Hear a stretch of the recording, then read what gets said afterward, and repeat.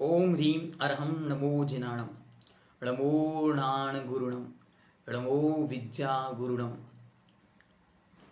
पृष्ठ नंबर 145, 145। श्रृंगार के अंग अंग ये खंग उतार सील वाले हैं, युग छलता जा रहा है। और श्रृंगार के रंग रंग ये अंगार सील वाले हैं, युग जलता जा रहा है। इस अपाय का निवारक उपाय मिला इसे आज अपूर्व पेय के रूप में। क्या कहते हैं, कैसा है संगीत? तो कह रहे हैं श्रृंगार के अंग अंग ये खंग उतार सील वाले ये युग छलता जा रहा है। खंग मतलब होती है तलवार। तो श्रृंगार का एक एक अंग तलवार की धार के समान जीवन को नष्ट करता चला जा रहा है। और इससे क्या हो रहा है? युग छलता चला जा रहा है। इससे प्रत्येक जीव छला जा रहा है। श्रृंगार मतलब वासना, श्रृंगार मतलब विषय वासना की पुष्टि युक्त गीत, गाने, स्वर और कविताएं, कहानियां और टेलीविजन, मोबाइल और इन सब पर उपलब्ध दुनिया का जो श्रृंगार से युक्त श्रवण साध्य, श्रवण के योग्य विषय है, सब कैसा है? खंग उतार सील वाले तलवार हैं जिनसे सील उतर रहा है, सील नष्ट हो रहा है, युग छलता जा रहा है, अर्थात युग इससे बर्बाद हो रहा है। श्रृंगार के रंग रंग ये अंगार सील वाले हैं, युग जलता जा रहा है। ये कैसे हैं? श्रृंगार के रंग, ये श्रृंगार के प्रत्येक रंग में वासना की आग ही आग है। और इस आग से क्या हो रहा है? ये अंगार सील वाले, सील मतलब स्वभाव, तो ये अंगार सील वाले हैं जिनके माध्यम से ये युग जलता चला जा रहा है, मतलब संस्कार नष्ट होते चले जा रहे हैं। इस अपाय का निवारक उपाय मिला इसे आज अपूर्व पेय के रूप में। आज जाकर मुझे इसकी वेदना की औषधि मिली कि सुनो, संगीत आत्मा का विषय नहीं है। आज जाकर मुझे कुछ मिला जिससे मुझे समझ में आया ये स्वर मुझमय नहीं है।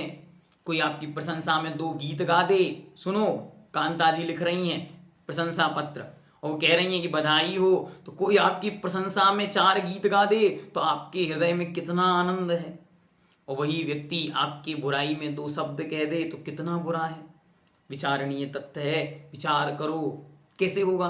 नहीं, एक क्षण के लिए भी हजारों प्रशंसा और स्तुतियों के पत्र पढ़े जाने पर भी ये मेरी स्तुति, ये मेरी प्रशंसा नहीं है, क्योंकि ना शब्द मेरे हैं, न जिसकी ये प्रशंसा है वह मैं हूँ। मैं कौन हूँ? मैं तो चैतन्य तत्व आत्म द्रव्य हूँ। मैं इन सब शब्दों से भिन्न हूँ, तो मैं स्वरातीत हूँ। इस वेदना को दूर करने के लिए एक अद्भुत औषधि मिली है। इसे पीते ही पल भर में सारे तन की थकान मिट गई। क्या कह रहे हैं? देखो, तन का खेद टलकर चूर होता है पल में, मन का भेद धुलकर दूर होता है पल में, इसका पान करने से। एक क्षण के लिए मुझे ये बोध हो जाए मैं शब्द नहीं हूँ और शब्द से सुख नहीं है। दुनिया गालियां दे रहा है, हृदय को कैसा लग रहा है, तुरंत समझ जाओ अभी कितने बड़े आध्यात्मवादी हो। क्या एक सुनो, दुनिया में आचार्य भगवंत विद्यासागर जी महाराज को बहुत बहुत बहुत बहुत तरीके से आप महान मान सकते हो, क्योंकि उन्होंने बहुत बड़े बड़े महानता के कार्य किए। लेकिन मैं उनको मात्र एक शब्द के लिए महान मानता हूं। वो क्या है? वो यह है, उन्होंने अपने जीवन में कभी किसी प्रशंसा का उत्तर नहीं दिया और कभी किसी भी निंदा का प्रति उत्तर नहीं दिया। हजारों हजारों स्तुतियां गाई गई, लेकिन उन्होंने कभी उन स्तुतियों का कभी प्रशंसा से हृदय को भरा नहीं। और कभी उन्होंने अपने इस विशाल काय दीर्घ जीवन में 56 साल में आज तक अपने मुख से किसी की बुराई की नहीं। ये है उनका परम अध्यात्म कि अर्घावतारण असी प्रहारण में सदा समता धरन। मुझे याद है 8 नवंबर 2023, कुछ ही दिन बीते हैं, लगता ही नहीं कि वो दिन बीत गए, और उनके चरणों में जाना हुआ। गुरु महाराज के चरणों में बैठे थे और अनायास ही एक सौभाग्य मिला कि उसी दिन बालिका छात्रावास की बहनें वहाँ पर उपस्थित हुई। वे उपस्थित हुई तो आदरणीय सुशीला जी किशनगढ़ वाली आर के पाटनी परिवार से, उन्होंने हमको बुला के कहा कि ये बालिकाएं आपकी छात्रावास से हैं तो आज का संचालन आप कर लें। मैंने कहा ये तो हमारे लिए सौभाग्य का विषय है कि गुरु महाराज के सामने कुछ बोलने को मिलेगा। हमने गुरु महाराज के सामने निवेदन किया और गुरु महाराज जा रहे थे, लेकिन हमारा निवेदन सुनकर उनका मन बन गया और वो बैठे और लगभग 5-7 मिनट तक मैंने संस्थान का और गुरु महाराज के द्वारा जो समय सार शिविर उसका सारा प्रस्तावना वहाँ पर रखी।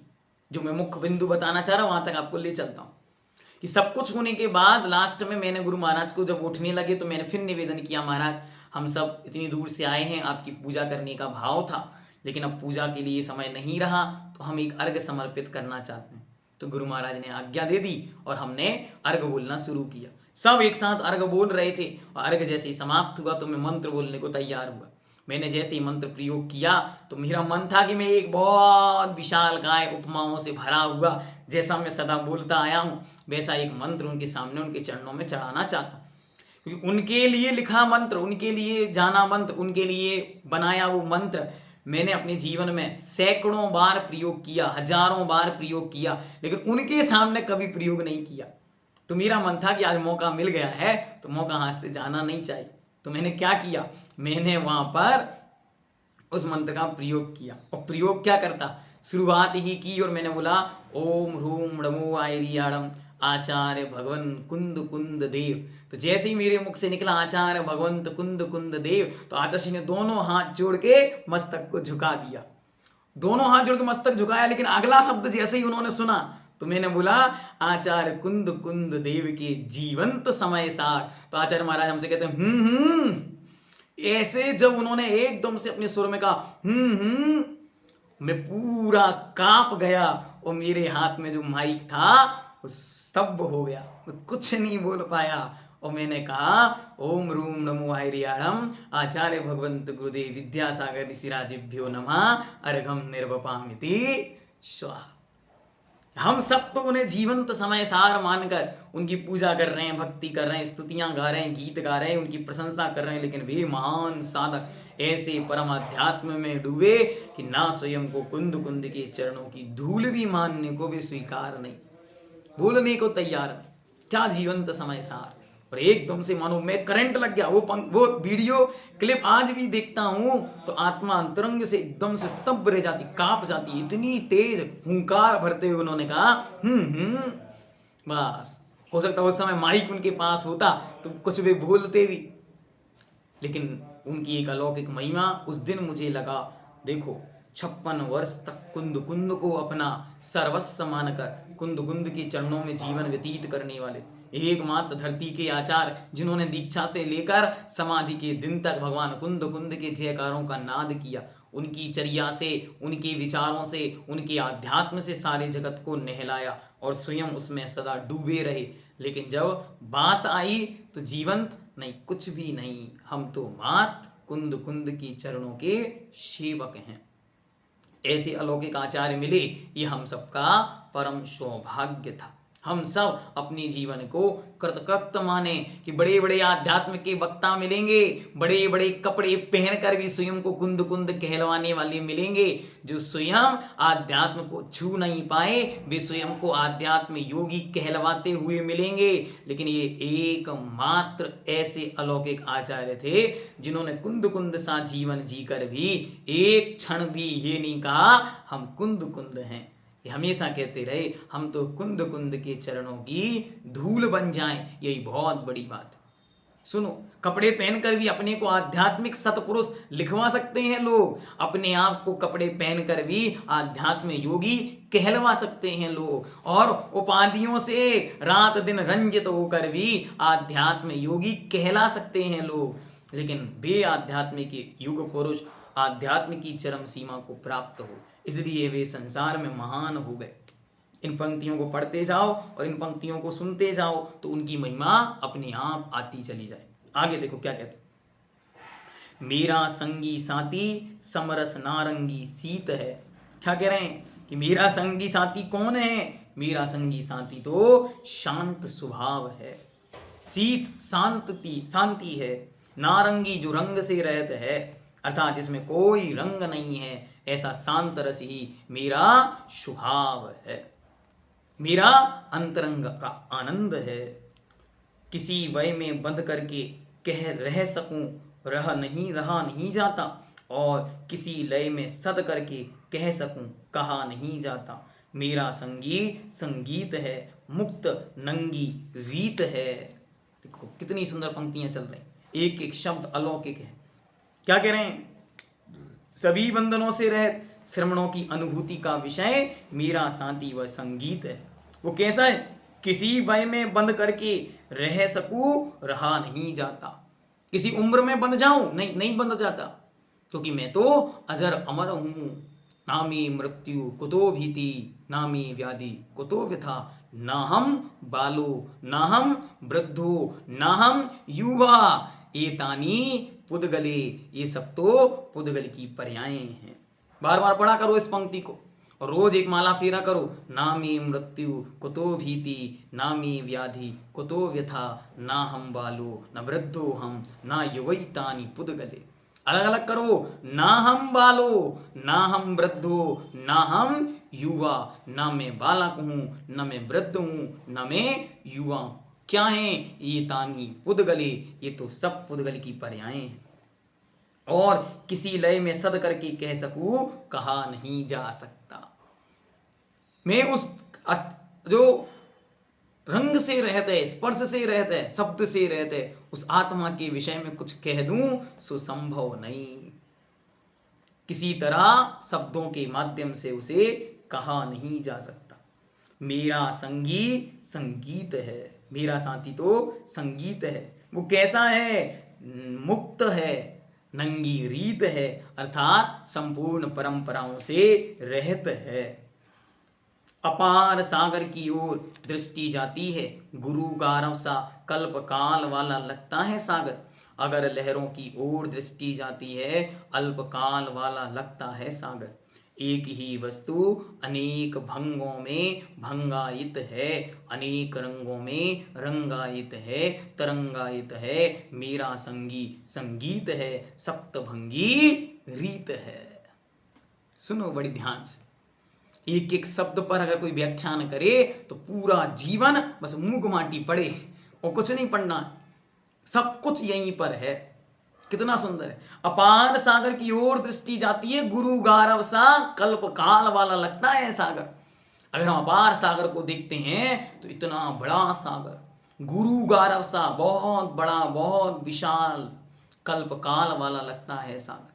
करोड़ों करोड़ों सागरों से ऐसे ही बना है, ऐसा लगता है। कभी अंत ही ना हुआ होगा, किसी ने बनाया ही नहीं होगा, क्योंकि अंत इसका कभी दिखता नहीं, छोर इसका कोई है नहीं।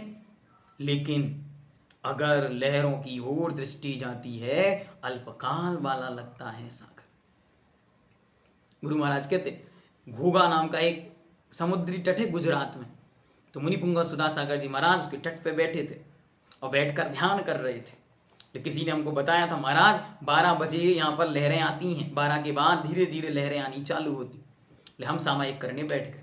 धीरे धीरे लहरें, जब हम बैठे तब 1.5 किलोमीटर दूर समुद्र था ही नहीं कुछ। और धीरे धीरे धीरे धीरे धीरे धीरे समुद्र बढ़ता गया, बढ़ता गया, बढ़ता गया, और जहां हम बैठे थे उस चट्टान को समुद्र छूता गया। और एकदम से एक लाल स्फटिक मणि मेरे आंखों के सामने आकर स्थिर हो गई।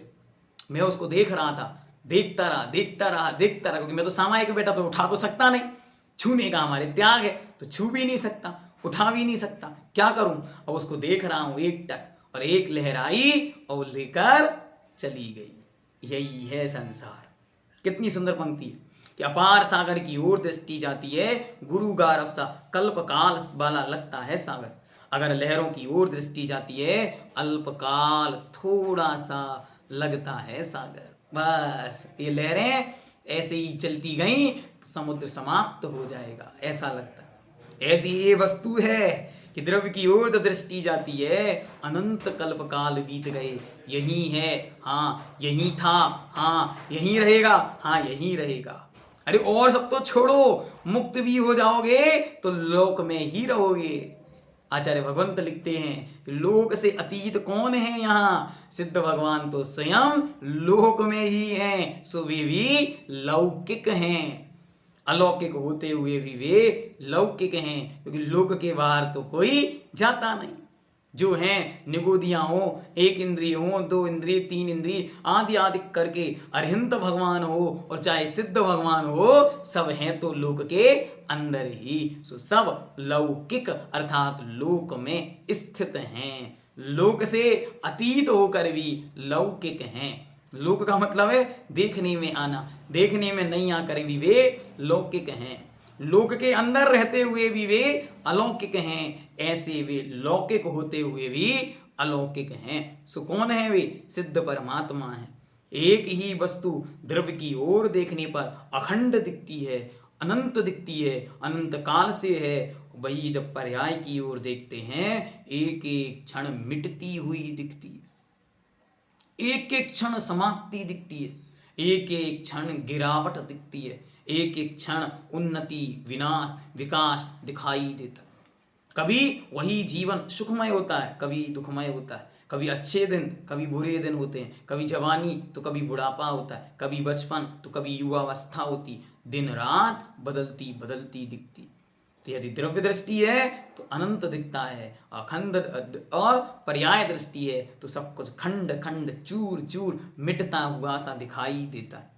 जैसे हमने आपको दीवाल का उदाहरण दिया कि दीवाल की ओर देखो ध्यान से और दीवाल आपको शाश्वत दिखने लगे, समझना द्रव्य दृष्टि है, और दीवाल आपको मिटती सी दिखने लगे, पर्याय दृष्टि। यही द्रव्य दृष्टि और पर्याय दृष्टि है कि ये पुद्गल से बनी दीवाल है, पुद्गल के कण मिट्टी रूप में हैं, वे मिट्टी मिलकर ईंट बनी हैं और वे ईंटें मिलकर दीवाल बनी है। सो दीवाल भी द्रव्य दृष्टि से शाश्वत है, और दीवाल में एक एक ईंट दिख रही है, एक एक मिट्टी का कण दिख रहा है, एक एक क्षण बिखरते दिख रही है, सुंदर है फिर असुंदर है, कल अच्छा रंग था आज फीका पड़ गया, कल सुंदर थी आज असुंदर है, समझ लेना पर्याय दृष्टि चल रही है। तो सागर का उदाहरण देकर गुरु महाराज ने वस्तु की व्यवस्था समझा दी कि एक ही वस्तु अनेक भंगों में भंगायित है, एक ही वस्तु अनेक भंगों में भंगायित मतलब कहने योग्य है। और क्या कह रहे हैं? अनेक रंगों में रंगायित है, तरंगायित है। एक ही वस्तु अनेक रंगों में रंगी हुई है और प्रति समय बदल रही है, परिवर्तनशील है। मेरा संगी संगीत है, सप्तभंगी रीत है। मेरा तो संगीत जो है वो कैसा है? सप्तभंगों से चलता है। ये सप्तभंग क्या है? ये सप्तभंग ही जिन शासन का स्यादवाद है, ये सप्तभंग ही जिन शासन का अनेकांतवाद को स्पष्ट करने वाला सिद्धांत है। स्यात् अर्थात कथनचित, वाद मतलब कहना, जहाँ कथनचित करके वस्तु के अनेक भंगों को, वस्तु की अनेकता को कहना, इसका नाम सप्तभंग है। कैसे हैं वे सप्तभंग? अस्ति रूप है, नास्ति रूप है, अस्ति नास्ति रूप है। तो स्यात् शब्द से लगने से वे स्यादवाद कहलाएंगे। सात भंग होने से, भंग मतलब होता है वचन व्यवस्था, कथन व्यवस्था, तो जब तक भंग व्यवस्था है तो सात प्रकार की है। स्याद अस्ति, स्याद नास्ति, स्याद अस्ति नास्ति, स्याद अवक्तव्य, फिर स्याद अस्ति अवक्तव्य, स्याद नास्ति अवक्तव्य, स्याद अस्ति नास्ति अवक्तव्य। अवक्तव्य क्या है? जो कहने में नहीं आता, कह नहीं सकते। एक ही वस्तु है, वही है, वही नहीं है, वही कहने में आ नहीं सकती, और वही है भी और नहीं भी है। अरे ये कैसे? हाँ ऐसे होता है। कैसे? एक ही दशरथ हैं, हाँ हैं। अस्ति रूप, हाँ हैं। रामचंद्र के पिता के रूप में, हाँ हैं। कन्फर्म, कन्फर्म, अस्ति रूप हो गए। वे ही सीता के लिए पिता के रूप में नहीं है, या केकई के लिए नहीं है, तो नास्ति रूप हो गए। और वे ही दशरथ किसी के लिए अस्ति रूप हैं तो किसी के लिए नास्ति रूप हैं, तो अस्ति नास्ति हो गए। और हम कह नहीं सकते कि वे किसके कौन हैं, तो अवक्तव्य हो गए। तो स्यात् अपेक्षाकृत, सीता की अपेक्षा से वे पिता नहीं, ससुर हैं। राम की अपेक्षा से वे पिता हैं, और लक्ष्मण की लव कुश की अपेक्षा से ना तो वे पिता हैं ना ही वे ससुर हैं, इसलिए और दशरथ रावण की अपेक्षा हम कह नहीं सकते कि वे कौन हैं। ऐसे ही ये स्यादवाद, ये सप्तभंग चलता, इस पर बहुत गहनतम चर्चा हो, सुजन शासन प्रकट हो। छोटा सा उदाहरण देखो, एक पानी का गिलास है, कांच के गिलास में पानी भर के आपके सामने प्रकट किया, लो भैया बोलो वसंती जी क्या है, कह रहे हैं कांच का गिलास है। भारती जी बोलो क्या है, बोले पानी का गिलास है। प्रीति जी बोलो क्या है, बोले आधे गिलास पानी है। सरिता जी बोलो क्या है, बोले ठंडे पानी का गिलास है। सुशील जी बोलो क्या है, गर्म पानी का गिलास है। गिलास है, हाँ गिलास है। थोड़ा सा और ज्ञानी आत्मा मिला तो क्या कहेगा, मानो कौन हो, हाँ कांता जी हो, तो क्या कहेंगी, वे कहेंगी पुद्गल का गिलास है। भैया जी ने पढ़ाया था, ये पुद्गल की पर्याय होती हैं, तो ये क्या है, ये तो पुद्गल का गिलास है। देखो हर जीव अपने अपनी बात रख रहा है। अब मैं पूछता हूं, इनमें से असत्य कौन है, गलत कौन है, कोई गलत नहीं। तो फिर सही कौन है, जब कोई गलत नहीं, सब अपनी अपनी अपेक्षा। बस जहां अपेक्षा है वहां स्यात है, जहां स्यात है वहां स्यादवाद है, वहां अनेकांत है, वहां निर्विवाद है, वहां कोई विवाद नहीं है। क्यों, इन सबको मिला दो, बस इसी का नाम गिलास है जो सामने वस्तु है। और जगत प्रसिद्ध उदाहरण है हाथी का, कि एक हाथी है, देखने वाले 6 अंधे अलग अलग प्रकार से देखते हैं। ठीक है, अब आगे चलते हैं, बस एक पैराग्राफ इसको पूर्ण अप करते हैं। क्या कहते हैं, सुख के बिंदु से ऊब गया था यह, दुख के सिंधु में डूब गया था यह, कभी हार से सम्मान हुआ इसका, कभी हार से अपमान हुआ इसका। देखो ये पंक्ति पढ़ो, कितनी सुंदर पंक्ति है। इस पंक्ति का भी जब महिमा बतलाएंगे समझो। कभी हार से सम्मान हुआ इसका, कभी हार से अपमान हुआ इसका, कहीं कुछ मिलने का लोभ मिला इसे, कहीं कुछ मिटने का क्षोभ मिला इसे, कहीं सगा मिला कहीं दगा, सुनो, कहीं सगा मिला कहीं दगा, भटकता रहा अभागा यह, किंतु आज यह सब भई मनुष्य मिट से गए हैं, वैषम्य मिट से गए हैं, जब से मिला यह मेरा संगी साथी है, स्वस्थ जंगी जीत है, यही मेरा संगीत है, यही मेरा संगीत है।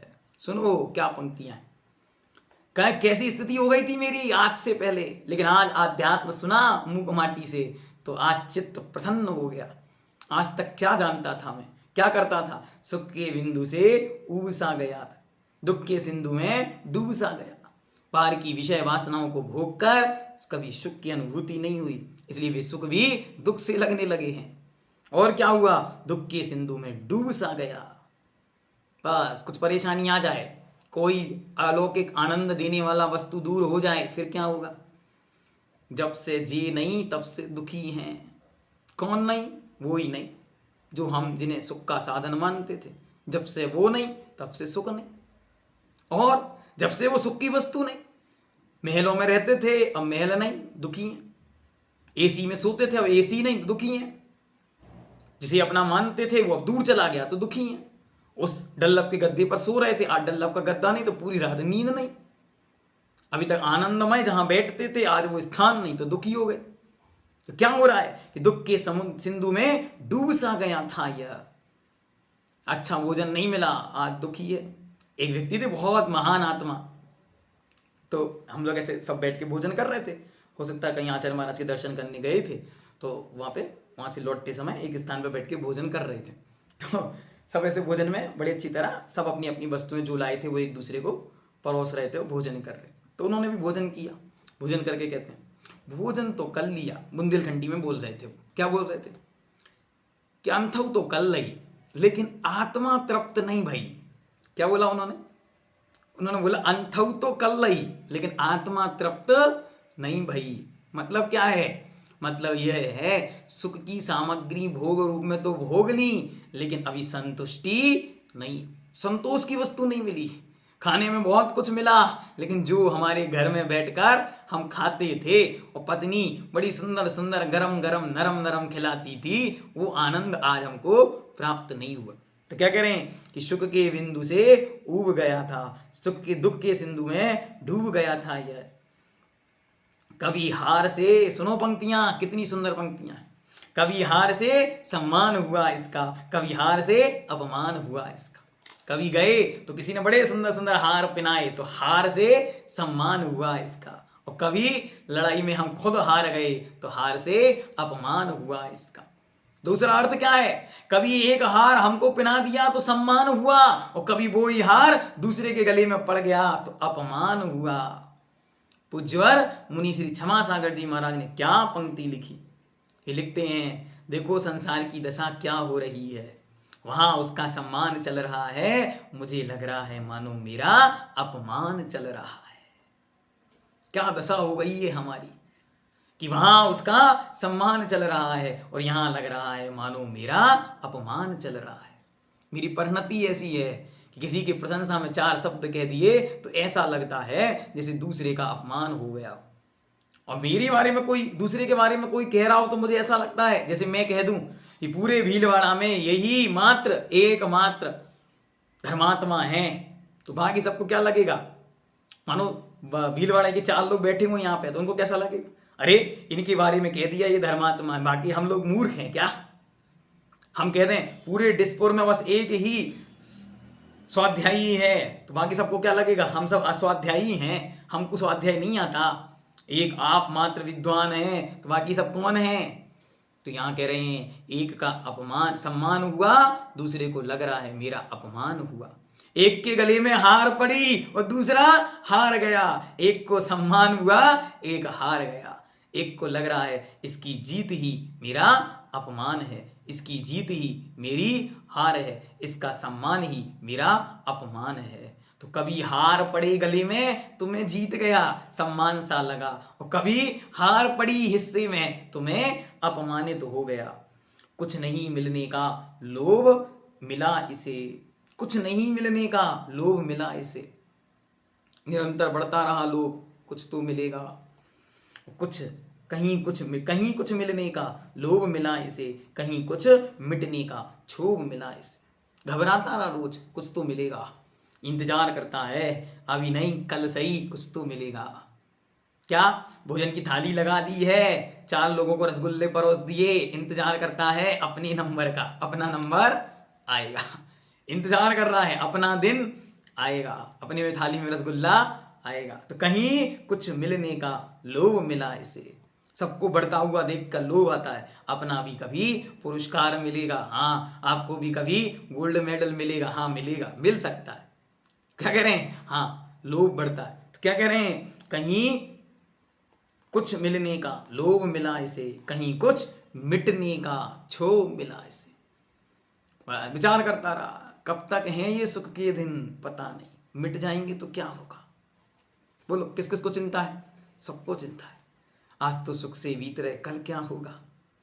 आज तो बड़ी अच्छी से रोटियां खा ली, कल क्या होगा। आज तो बड़ी चैन से सो लिया, कल क्या होगा। सबको मिटने का डर है, घबराहट है, व्यक्त है किन्हीं की अव्यक्त है। सब कुछ लुट जाने का भय हाँ है। सुना दे कोई एक खबर दे दे, चिल्ला के कह दे कि भैया उनको बीमारी हो गई, तो डर है मिट जाने का। और जिसकी दृष्टि आत्मा पर है वो कहेगा जा रहा है देह छोड़कर, कहीं ना कहीं तो आत्मा रहेगी रहेगी। कहाँ गया, कहीं नहीं गया, बस देह परिवर्तन हुआ है। छूटी कौन है, देह, आत्मा तो अजर अमर है। अरे इस घर से जा रहा हूं लेकिन कहीं तो रहूंगा। और सुनो, जितने आत्महत्या करने वाले हैं उन्हें यदि आध्यात्मिक सुख की एक कण भी यहां से मिल जाए वे कभी आत्महत्या नहीं करेंगे। क्यों, उन्हें लगता है बहुत दुखी हैं, बहुत सास पीड़ा दे रही है, बहुत बहुएं सता रही हैं, तो सासू अम्मा क्या करे, आत्महत्या कर ले। क्या करेगी आत्महत्या करके, सारे दुख मिट जाएंगे। यही तो तेरी मूर्खता है। मात्र पर्याय मिटेगी, दुख नहीं मिटेगा। जहां जाओगे वहां फिर दुख भोगोगे। इसलिए जिन जिनको आत्महत्या करनी हो उनको पहले ये वीडियो सुनवाओ, उनको दिखवाओ, भैया मूक माटी देखो, पहले पूरी देख लो, उस दिन आत्महत्या कर लेना। क्या कहो, हाँ आत्महत्या करने का मन है, एक बार द्रव्य की ओर देखो कि क्या हो रहा है, अरे कर्ज में डूब गए, अब मर जाओ तो क्या होगा, कर्ज से मुक्ति मिलेगी। कोई कर्ज से मुक्ति नहीं मिलेगी, जहां जन्म लोगे वहां जाके कर्ज चुकाना पड़ेगा। कितना सुंदर उदाहरण प्रतिमान योग के ग्रंथों में, कहानियों में आता। एक बार एक पंगत चल रही थी, सामूहिक भंडारा, और एक माँ ने सबको एक एक चम्मच घी डालने का उसको निर्देश था, तो सबको एक एक चम्मच घी डाल रही थी। और जैसे ही उसने देखा, ओ ये कौन है, ये तो मेरे स्वामी हैं, स्वामी थोड़े और पुष्ट हो जाएंगे। उसने 2 चम्मच घी उनके में डाल दिया। और लिखते हैं वे प्रतिमान योग के पुराणकार कि आगे चलकर वह गाय बनी और सारे जीवन खूब घी और खूब दूध से जगत को पुष्ट किया। अब करो पुष्ट स्वामी को, अपने घर में गाय बन गई, अब जीवन भर दूध दे रही है, घी दे रही है, खाओ पियो पुष्ट रहो। मायाचारी का ऐसा परिणाम है। इसलिए विचार करो, कितना सुंदर पंक्तियां हैं। कहीं कुछ मिलने का लोभ मिला, इसे लगता है आज इनको पढ़ा देंगे तो कुछ मिलेगा हमको, लोभ आ गया। ये कुछ पढ़ लेंगे हमको कुछ मिलेगा, लोभ आ गया। इनको कुछ दे दिया हमें कुछ मिलेगा, लोभ आ गया। सब जगह लोभ लोभ लोभ बैठा। लोभ क्या कह रहा है, आज की पूजा हो गई, आज का दिन शांति से बीत जाएगा। अरे चिंतन करो, मोक्ष कब मिलेगा, हे भगवान कब तक पूजा करेंगे, पूज्य कब बनेंगे। बल्कि हमको क्या लगता है, बस आज का दिन शांति से बीत जाए, कल फिर पूजा कर लेंगे, कल का फिर शांति से बीत जाएगा। ऐसा मत सोचो, ये सोचो हे भगवान कब तक पूजा करेंगे, वो दिन कब आएगा जब हम खुद पूज्य बनेंगे। हे भगवान कब तक पूजा करेंगे, वो दिन कब आएगा जब हम खुद पूज्य बनेंगे। हे भगवान कब तक यहाँ आएंगे, कब वो दिन आएगा जब हम खुद निज में खो जाएंगे, बाहर जाने की जरूरत ही नहीं पड़ेगी। कब तक दर्शन करेंगे। अरे इस दर्शन का फल क्या है, इस फल का क्षुधा मोह राग द्वेष मोह सब विनाश करने को तो कह रहे हो कि हमारे जन्म जरा मृत्यु नष्ट हो जाएं, हमारे राग द्वेष मिट जाएं, हमारे कर्म मिट जाएं, सब मिटाना चाह रहे हो। किसके लिए, सब इकट्ठा करने के लिए। क्या अंतिम लक्ष्य क्या है, अंतिम लक्ष्य दुकान अच्छी चल जाए, इसलिए हम विधान करा रहे हैं। और विधान में क्या बोल रहे हैं, विधान में बोल रहे हैं क्षुधा रोग विनाशनाय। अब हमको भूख ही नहीं लगी, अब भूख ही नहीं लगेगा तो दुकान चला के करोगे क्या। क्या ये तो पहले लक्ष्य निश्चित कर लो, हमको करना क्या। जन्म जरा मृत्यु विनाशना है भगवान, हम स्वस्थ हो जाएं। अब स्वस्थ हो जाएंगे तो कितने साल जियोगे, जन्म जरा मृत्यु को नाश को मांग रहे थे भगवान। संसार ताप विनाशनाय, संसार के सारे ताप संताप मिट जाए, ठीक है तो फिर सारी दुकानदारी छोड़ो, मुनि बन जाओ, सारे संताप वैसे ही मिट जाएंगे। नहीं, दुकानदारी अच्छी चलनी चाहिए, नौकरी और छोकरी अच्छी मिलनी चाहिए, ये मानसिकता में स्थित है तो कैसे काम चलेगा। आप अभी अधूरे हैं। कैसे हैं, फिर से देखो, कहीं कुछ मिलने का क्षोभ मिला इसे, और भटक रहा अभागा यह। आज तक क्या किया, बस यूं घूम रहा है। कहाँ घूम रहा है, पंडित जी साहब की पंक्तियां क्या हैं, मोह महामद पियो अनादि, भूले आपको भरमत बादी। किंतु आज यह सब वैषम्य मिट से गए, जो विषमता थी आज वो मिट गई है। जब से मिला यह मेरा संगी संगीत है, स्वस्थ अर्थात सौ में स्थित, अपने आप में स्थित, संसार से रहित जंगी जीत है, अर्थात जो संसार को पराजित कर देने वाला, संसार से जीत लेने वाला, परमात्म पद को प्राप्त कर सकता हूँ, यही मेरी स्वस्थ अर्थात सौ में स्थित जंगी अर्थात जीती हुई जीत है। जंगी जीत है मतलब जीती हुई जीत है। अब हारूंगा नहीं, क्योंकि मैं तो भगवान बनने जा रहा हूँ, मैं तो स्वयं अजितनाथ बनने जा रहा हूँ। अब हारने का कोई भय नहीं, क्योंकि हम तो खुद अजितनाथ बनने निकले हैं, हम तो सिद्धालय की ओर जाने निकले हैं। अब यहाँ की लड़ाई से, यहाँ के विवादों से, यहाँ की विषमताओं से हमको कोई राग द्वेष नहीं, हम तो अब आगे बढ़ने निकले। इसलिए आध्यात्मिक जीवन क्या, दूसरों को देखकर एक क्षण के लिए भी क्षोभित नहीं होना, सबका सब कुछ देख कर भी घबराना नहीं, और अपना सब कुछ मिटता देख कर भी घबराना नहीं। क्या, पर की उन्नति, पर के यहाँ बनते हुए 6 मंजिल देखकर घबराना नहीं, और अपना 6 इंच का मकान भी बिखरते हुए घबराना नहीं। ये इसका नाम आध्यात्म है। बाकी तो सब कोरी कोरी बातें हैं। बाकी सब तो आध्यात्मिक सत्पुरुष कहलाने के लिए मानसिक रूप से बस वचनों को आध्यात्मिक बनाया। जीवन आध्यात्मिक कब बनेगा? जब आचार्य भगवंत विद्यासागर जी महाराज का हम स्मरण करेंगे। देखो तो सोने से चमकता था जिनका तन काला पड़ गया, फिर भी आश्चर्य में न डूबे हों वे साधक हों। क्या? देखो विचार करो, उन दिनों दुनिया को तो लग रहा था ये क्या हो गया, लेकिन वो साधक क्या सोच रहा होगा, क्या उनकी आध्यात्म की पराकाष्ठता रही होगी, क्या उनके जीवन का महानतम काल और महानतम साधना की दृढ़ता का परम संगीत रहा होगा। सब कुछ मिट रहा है। इतना विशाल काय संग 450 पिच्छीधारी लिखित इतिहास में अलौकिक अप्रमेय अद्वितीय संघ की स्थापना करने के बाद एक शिष्य भी उन्हें सुहा नहीं रहा। एक शिष्य की भी जिनको आशा नहीं, न आत्म समाधि के लिए न संघ की जरूरत है, न सम्मेलन की जरूरत। इस सामायिक पाठ की पंक्तियां जीवंत की उन्होंने कि ना तो समाधि के लिए संघ की जरूरत है, न सम्मेलन की जरूरत है, न किसी के आने की जरूरत है, न किसी से मिलने की जरूरत है, न कुछ ग्रहण करने की जरूरत है, न कुछ त्यागने की जरूरत है, न किसी को बताने की जरूरत है, न किसी से सलाह लेने की जरूरत है। मैं तो बस मुझ में डूब रहा हूं, इसी का नाम समाधि है। देखो, समाधि पर व्याख्यान करना बहुत अच्छी बात है, बहुत बड़े बड़े व्याख्यान होंगे, लोग कर सकेंगे, कर रहे हैं, लेकिन समाधि में जी पाएंगे बहुत कठिन है। इसलिए आचार्य महाराज के जीवन को याद करने से जितनी प्रेरणा मिलेगी, उतना उनके जीवन के अंत को याद करने से अनंत गुनी प्रेरणा मिलेगी। क्योंकि जीवन तो बहुत लोग अच्छे से अच्छा जिएंगे, लेकिन मृत्यु की ऐसी विषमता देखकर भी घबराए ना। मृत्यु की ऐसी विषमता देखकर भी जगत के आकर्षण में न पड़े। जीवन भर जिन पर हजारों कैमरे लगे रहे, जब वे सांस छोड़कर गए तो कैमरे भी ढूंढते रहे। ऐसा जीवन बने कि सारी क्लासें तो कैमरे पर पढ़ाई, जब अंतिम क्लास आए हम खुद में डूब जाएं, बाहर की क्लासें सब बंद हो जाएं। ऐसा भी दिन आए। हाँ, उसी दिन की प्रतीक्षा हम सब करें, परम अध्यात्म में डूब जाएं। बस बाकी सब तो आत्मानुभूति, स्वानुभूति, शुद्धोपयोग, इन सब की बातें न चर्चा करो न सुनो। बस एक भावना भाव, जैसा आध्यात्मिक जीवन उनने जिया, उसकी एक कणिका, एक धूल भी इस जीवन में मिल जाए, बस इतना सा पुरुषार्थ हो जाए। तरण ज्ञान सागर गुरु तारो मुझे ऋषि, करुणा करो वहीं से दो आशीष। तरणी विद्या सागर गुरु तारो मुझे ऋषि, करुणा करो कर से दो आशीष, वहीं से दो आशीष।